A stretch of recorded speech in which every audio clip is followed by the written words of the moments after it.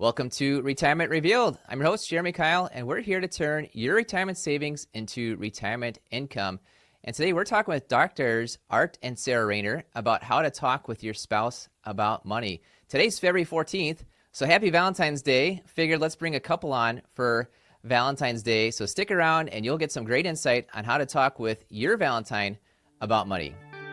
This is Retirement Revealed, where Jeremy Keil and his guests guide you towards making smarter retirement, investment, and tax planning decisions.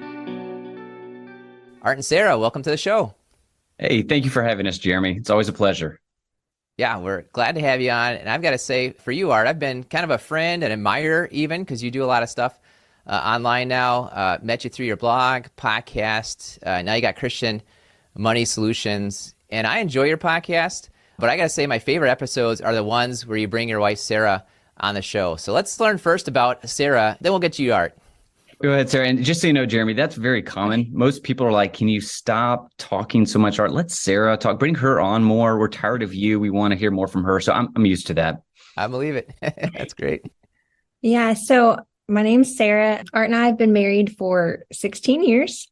We've been together for 19, and we have 3 kids, 3 very loud and rambunctious boys. They are 12, 9, and 6. And I have my master's and my doctorate degrees in clinical psychology. And I predominantly work with kids and parents and families and adult women as well on just a wide range of mental health issues or just life struggles. And I like to exercise and eat chocolate. So that's really me. It's good you got both of those going on. That probably helps out. Well, I exercise so I can eat the chocolate. Wise choice. That's awesome. How about you, Art? Tell us about yourself and especially Christian Money Solutions. Yeah. So you mentioned that we were doctors, and that's true. I just want to be clear. Sarah, as you can tell, is the type of doctor that can actually help people. My doctorate is in business administration. So, it's a doctor just in title. Sarah's that kind of like the real, doctor. But yeah, I'm passionate about helping people discover and pursue God's design for money. We're believers. And so I believe that God has a lot to say about money, finances in Scripture. And so we help people understand what that is and then provide them with some practical steps that they can take to get financially healthy. And so it is a deep, deep passion of mine. And I just want to be very clear. You said that you're a fan of mine. I am a massive fan of you and the work that you do and this amazing podcast. I'm a regular listener. And so I appreciate all that you do. Yeah, thank you for that, Art. That's awesome. And I'm going to talk about your podcast. Actually, the tagline for your podcast, it's give generously, save wisely, live appropriately. There's a lot of wisdom there in general, but especially because Sarah is the kind of doctor that really helps people. I'm going to ask you, Sarah, could you tell us, what does that tagline kind of mean when you approach or try to improve the marriage relationship? Yeah, so the start of that tagline for us is probably the most important, and the give generously. And the reason that part is so important is that was something that we had to agree upon. That really was our goal. And so in marriage, when you're talking about finances, you really have to have the same goal because everything else will stem from that portion of it. And all the other things that relate to the goal, like how to go about the goal, those are a lot easier to maneuver. So for us, the give generously part was the main goal. And so that was something we agreed on. And that's really helped us and how we view finances in our marriage. Yeah, it's good because really you could probably have discord in all 3 areas. But if you had to pick one to maybe focus on first, that's probably is the one where things kind of flow out of it. Because if you're a generous giver financially, you just might be more of a generous giver, maybe personally, more of a giving person. I think kind of having a giving heart's probably helpful in a marriage relationship or any type of relationship to begin with. So I appreciate you kind of starting there. Maybe, Art, if you could talk about the live appropriately. I'm just going to assume everyone thinks that save wisely is smart. I think let's just give that for a given. But talk about the live appropriately part. What does that really mean? Well, so with living appropriately, it means managing your resources in a way that certainly takes care of your needs, but ultimately leverages them for the advancement of God's kingdom, helping more people know about Jesus and his love for them. Now, I do want to go back to that give generously part, because that is the financial priority. And if you agree as a couple that that's the financial priority, and we agree upon that just simply because the Bible starts there. And so if you agree upon that, then everything else, that save wisely, the live appropriately portion of it, is there to support that priority. Because if not, then it's not a real priority. And so how we save and how we go about spending our money is done in a way so that we can make sure that we're able to give generously. So back to what Sarah said, making sure you have that foundation agreed upon, that starting point agreed upon, allows all of the other decisions to become much, much, much easier. Yeah, like I said, it's easier when you're kind of chasing after the same thing. And of course, you both stated that you're Christian believers, and so it is helpful to have a goal, a reason, a why that's outside of your own self-interest. And I'm just going to ask, if somebody maybe isn't that Christian believer, how do they come up with their why? How do they figure out, especially together, when there's two of you together, how do you come to and agree on kind of what is the goal with our money together? I think when you have two people that meet together, they need to think both short-term and long-term to help them decide what their overall goal is. So really a great starting point, whether you're a believer or not, is what does money mean to me and where do I want to go with that? And that will get that conversation going. And then it's a give and take and back and forth and listening to one another about what that means for each person. Because when you bring two people into a marriage that have drastically different backgrounds or even the same background, they're going to have different ideas than you about what money means to them and where they want to go with that. And so those are some good starting questions on, hey, where do we want to see ourselves in 5 years, in 10 years, and in 50 years from now? And how can we prioritize our money to meet those milestones along the way? Yeah, I put together a book called the Marriage Challenge. And in the book, I talk about the money stories and money personalities. And so your money story is your experience with finances growing up. You know, what did you see in your household? How did your parents handle money? Did they talk about money? Was it a volatile subject, or was it a subject that was more celebrated?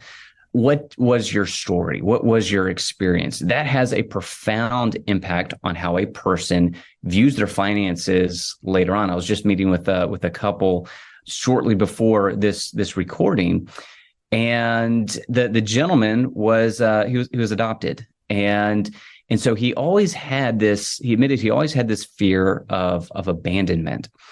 Now, he remembers a very specific moment in his childhood when someone told him that he could not, that his parents would not buy him an ice cream cone because he was adopted. And for some reason in his mind, that had a profound impact on him, so that later on in life, he would be incredibly generous to everybody to his own detriment. And the reason why he was so generous is because he wanted to make sure that nobody else felt that abandonment that he had felt. So it had a profound impact on him later on in his life. So you need to know your spouse's money story. You know, how did they grow up? What did they experience? And because that'll help you understand why they think the way that they think right now about their finances, and maybe understand what they're chasing after or what they desire to chase after with their finances. Yeah, I like how you're talking about the money story, especially trying to get each other's money story. It's probably just even helpful to think of your own money story, but what a impactful conversation to have with your spouse of, let's talk about each other's money story. I mean, isn't that kind of part of any good marriage, is learning more about each other? And of course, you'll probably learn more about yourself too while you're talking about that. I'm curious your thoughts, especially maybe for you, Sarah, on kind of the almost like the brain science behind it too, because I'm trying to really figure out here for both me and my wife, like, what does money mean for the two of us? And it seems as if our own money stories are kind of similar. Like, we have similar income, parents, like similar long-term jobs, like live in the same house kind of for a while, just like similar backgrounds in a way. And so I don't feel like there's a difference there that maybe could create discord. But I just really feel like there's maybe almost like a brain science difference, like DNA, personality, where she views money more like a security, where having the money means you're more secure. And I view it more like an opportunity. Like, oh my goodness, I have this money in my hand. I'm almost afraid to do something stupid with it. So I just want to get rid of it, like through investments or giving away. Like I almost want it out of my hand instantly. And it's more of the opportunity versus security. And I feel like when I'm thinking it through, it's just got to be DNA, personality. Like that's how we're both wired. Like nothing changed us or created us. Like I didn't choose to have that feeling. I don't think she chose to have that feeling. What do you think about that, Sarah? Sure. So when we talk about humanity, humanity is more complex than I think we often give credit to. It's not just biology. It's not just environment. It's a lot of things that come together, including your personality, your DNA, your biology, how your brain is wired. The environment you grow up in does have a profound effect on you, and even the cultures you grow up in. And so all of those things come together. And yes, we do have genes in our DNA, but our environment also plays a role in that, and gene expression as well.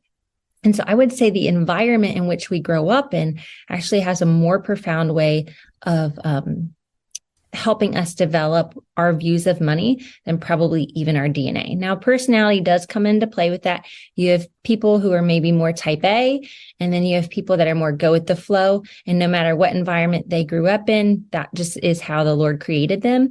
But how you view money is so often tied to what you experienced, what you were taught, and what you viewed as a kid and then throughout your life.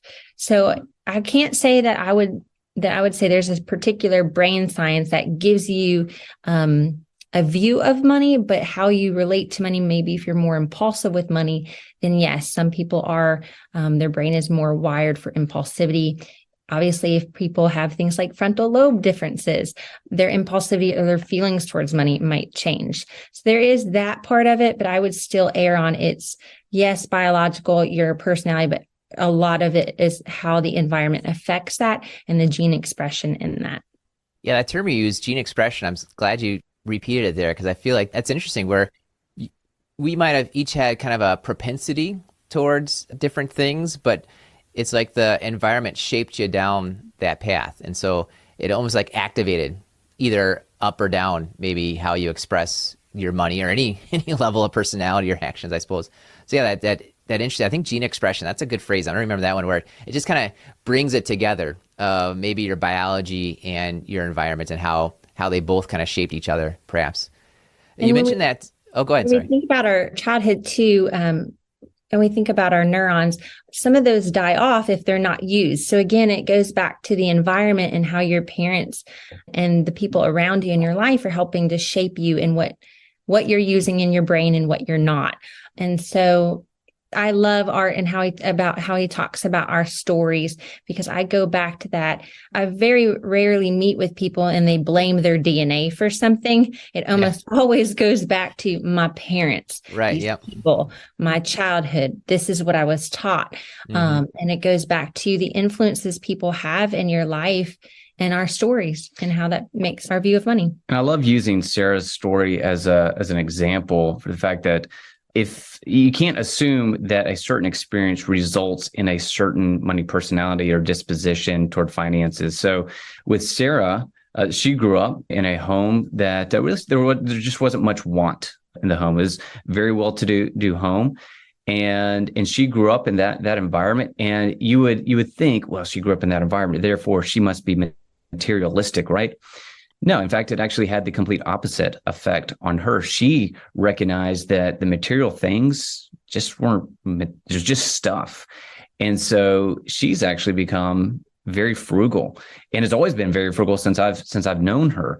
And so you can't assume that a person will turn out a certain way because of their environment. It could have varying impacts on their lives. Thank you for not calling me cheap. I didn't call her cheap. She's not cheap. She's just frugal. That's good to be frugal. Clear. Yep. I tell people all the time, it's great.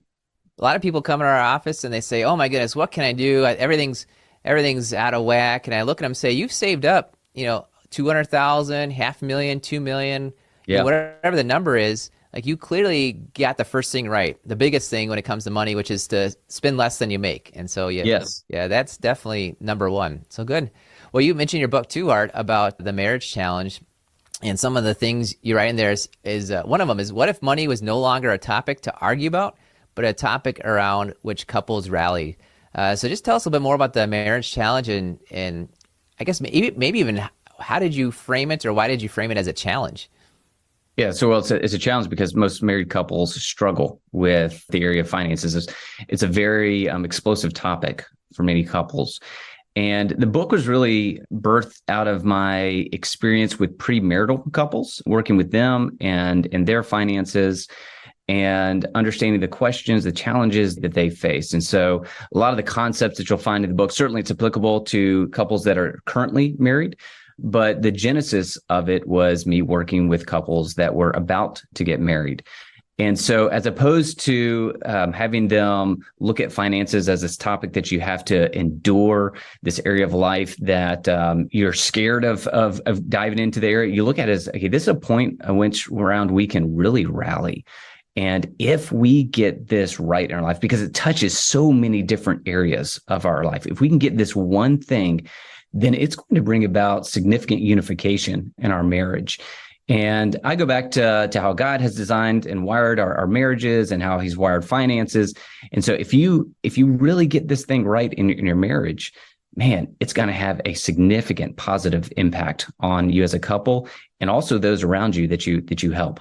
I want to add to that in the marriage too, with the marriage challenge.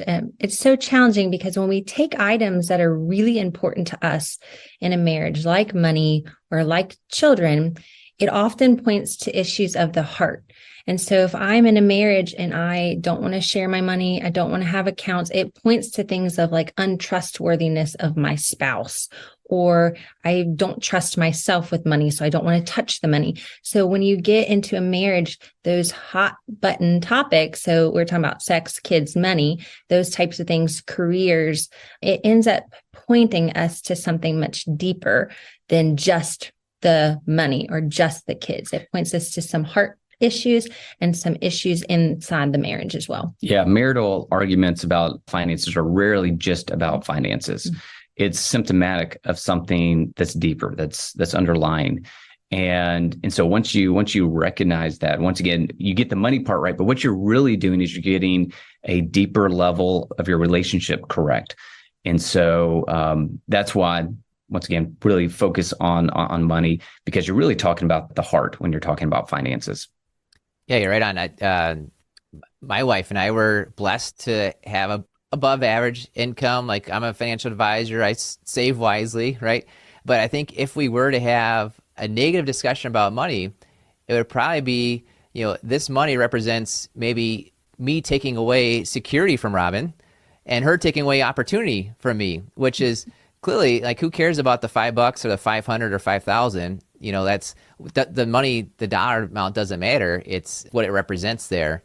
For sure. So I like, just how you said earlier, that if you had to pick one of those three areas between give generously, save wisely, live appropriately, to start with the give generously, that's definitely why you're focusing on getting the money connection correct, because that'll be helpful for the remainder of the marriage. So I'm just going to ask you, I need one tip, one exercise, activity, something that couples can do right now. It's Valentine's Day for a lot of people. So what can they do today on Valentine's Day to get this money conversation correct? Don't give any tips that could get them into an argument on Valentine's Day. I'm going to let you give it.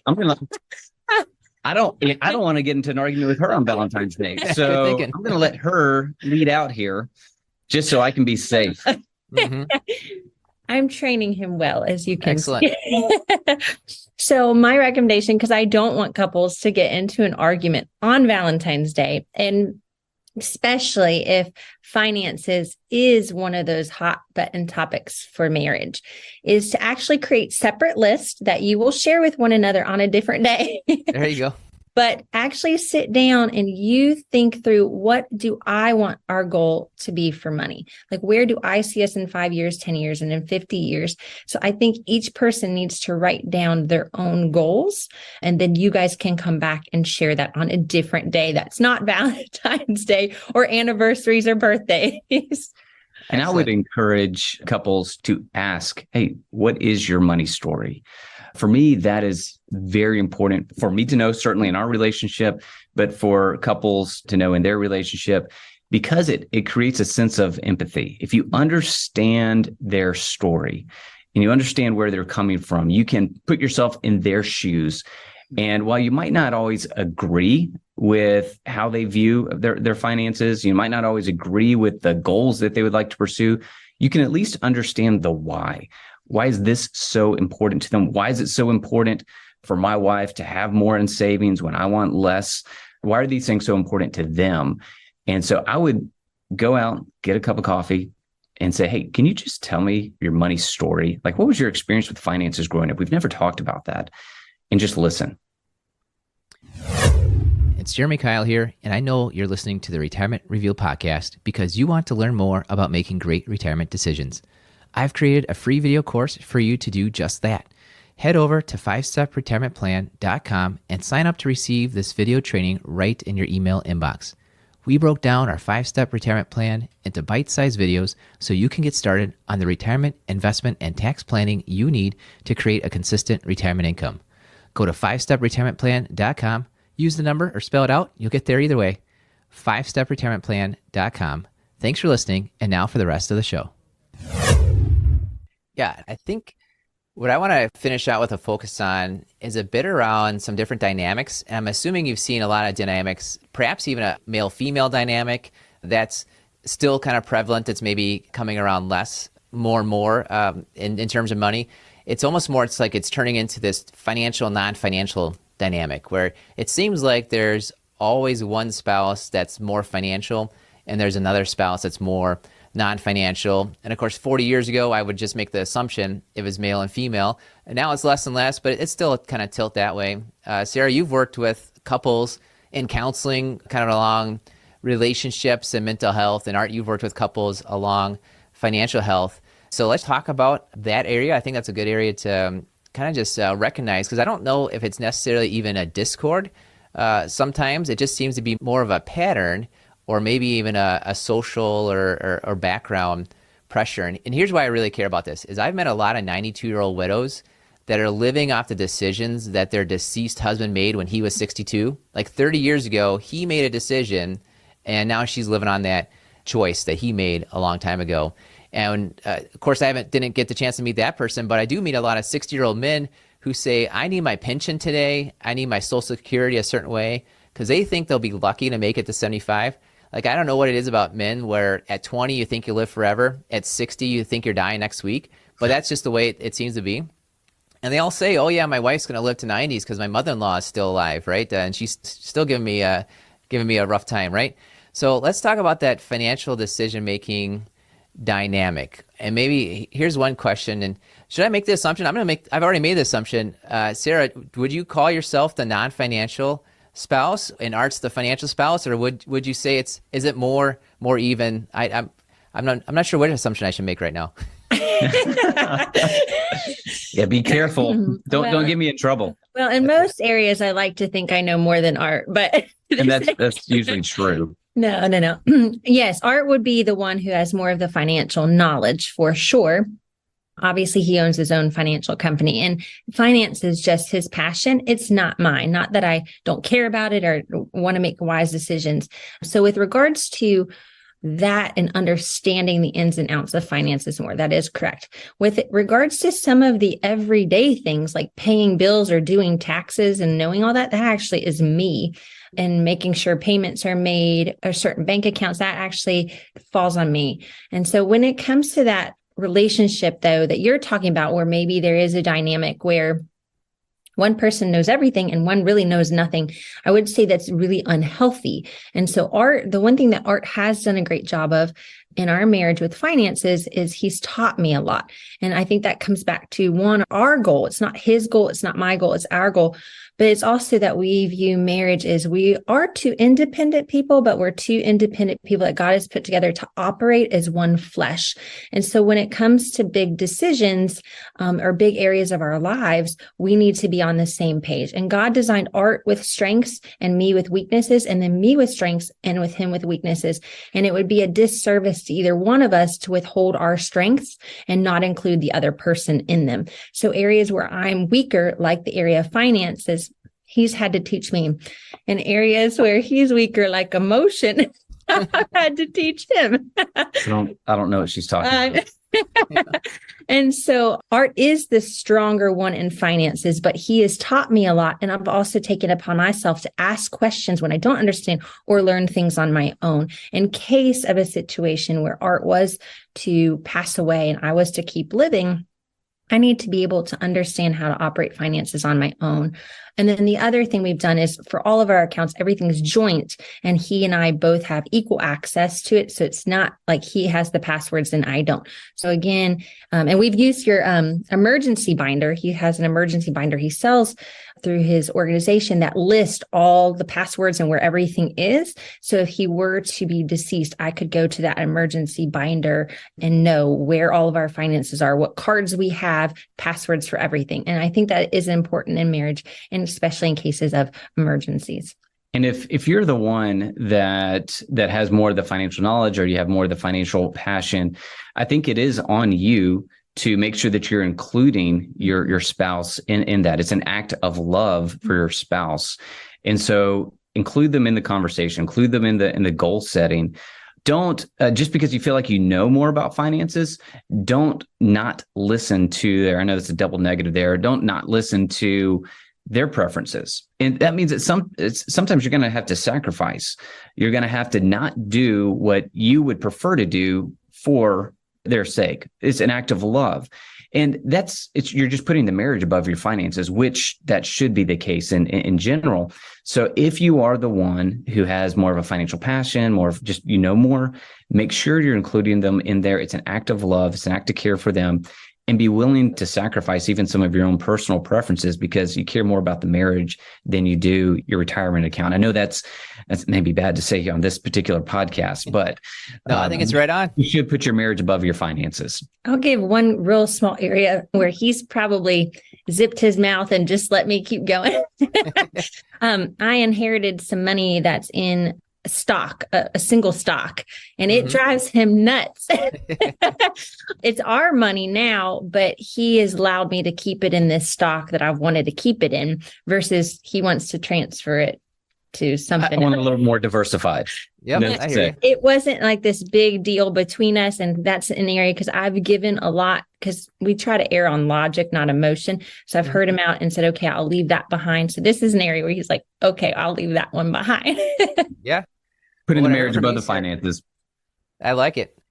Well, what I heard from you, Sarah, is that Art tries to educate and include you. So both with the joint accounts. And I think that's generally a dangerous road to go on if you don't have joint accounts, but also an emergency binder.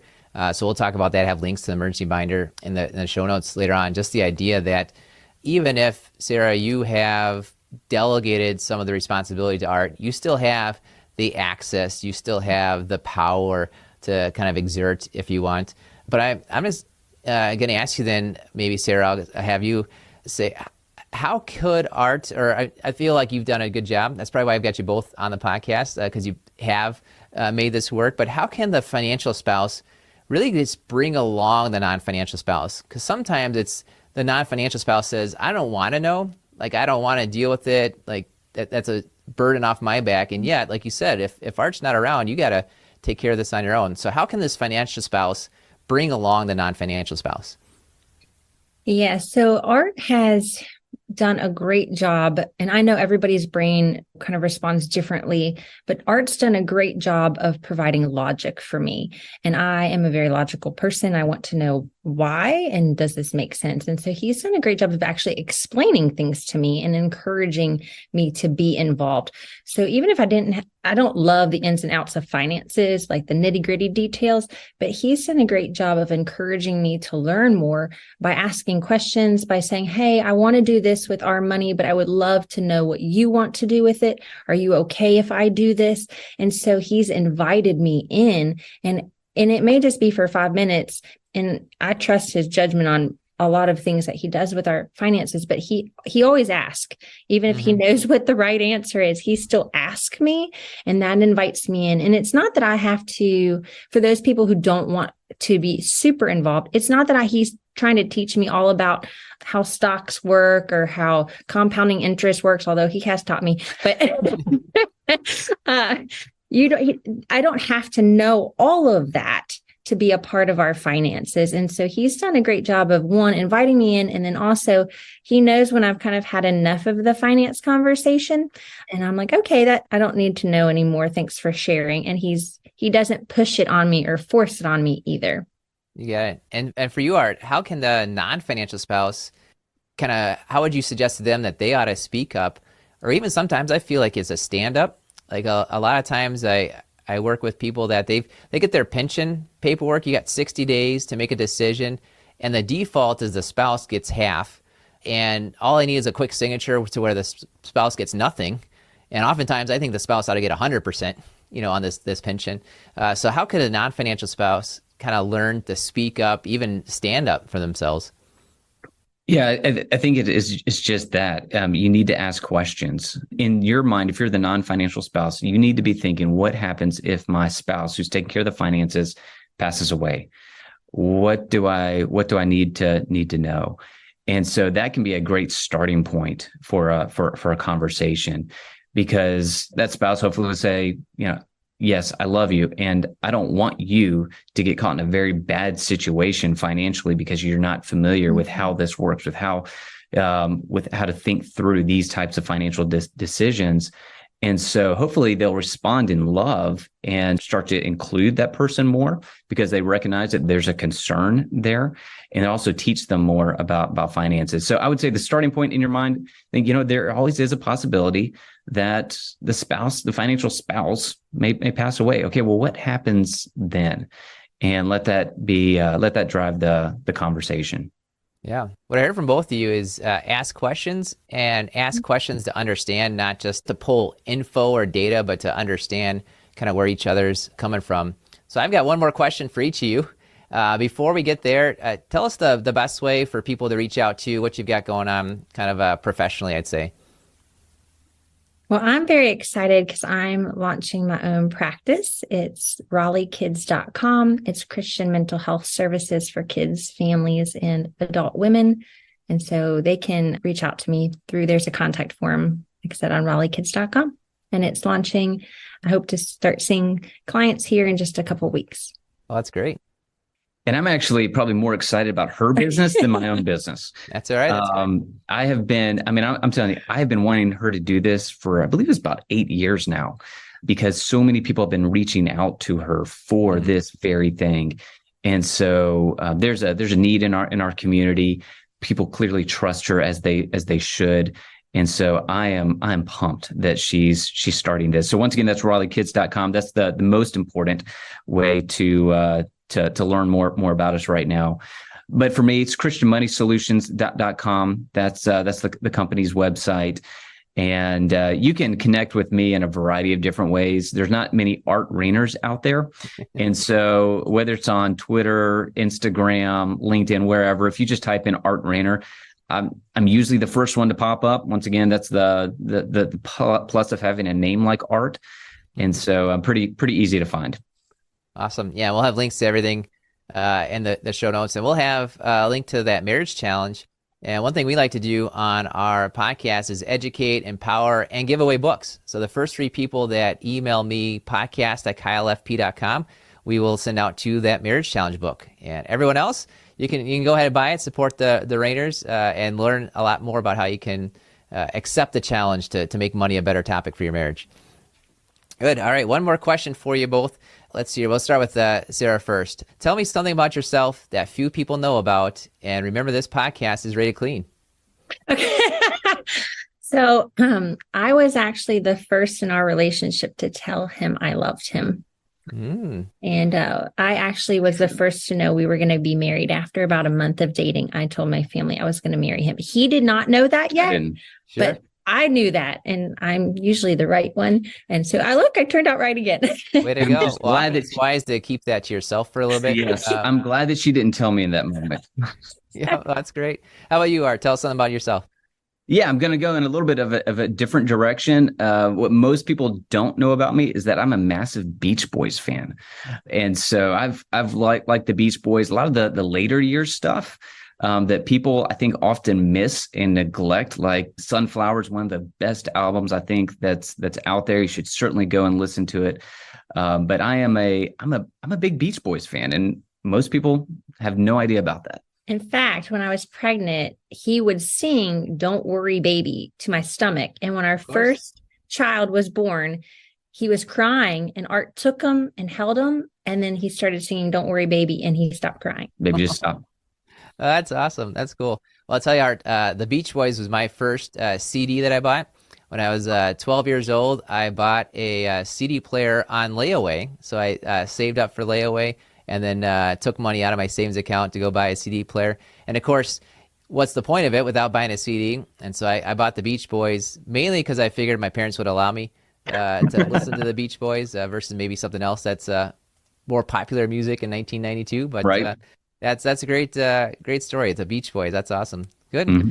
Well, thanks, Art and Sarah. Thank you for coming on. This has been a blast. Everyone's learned a lot more about how to make money a rallying cry, like you said, in your marriage, as opposed to a topic of contention. So thanks for coming on the show. Hey, thanks for having us. Thanks for having us. You got it. And thank you for listening to the Retirement Reveal podcast. We believe if you know more about your money, you will feel better about your money, and you will make better money decisions. This was another great episode of the Retirement Revealed podcast. Click on the subscribe button below to automatically get our latest episodes. If you liked our show and want even more, please give us a rating and a review at Apple Podcasts, Spotify, or wherever you listen to your podcasts. We would love to hear from you. Please go to retirement-revealed.com to learn more and send us your questions and feedback. The information covered and posted represents the views and opinions of the guests and does not necessarily represent the views or opinions of Keil Financial Partners, Thrivent, or its affiliates. The guests are not affiliated with or endorsed by Thrivent Advisor Network. Keil Financial Partners does not provide legal accounting or tax advice. Consult your attorney or tax professional. Representatives have general knowledge of the Social Security tenets. For details on your situation, contact the Social Security Administration. Keil Financial Partners is part of the Thrivent Advisor Network, a registered investment advisor. The content has been made available for informational and educational purposes only. The content is not intended to be a substitute for professional investment advice. Always seek the advice of your financial advisor or other qualified financial service provider with any questions you may have with your investment planning.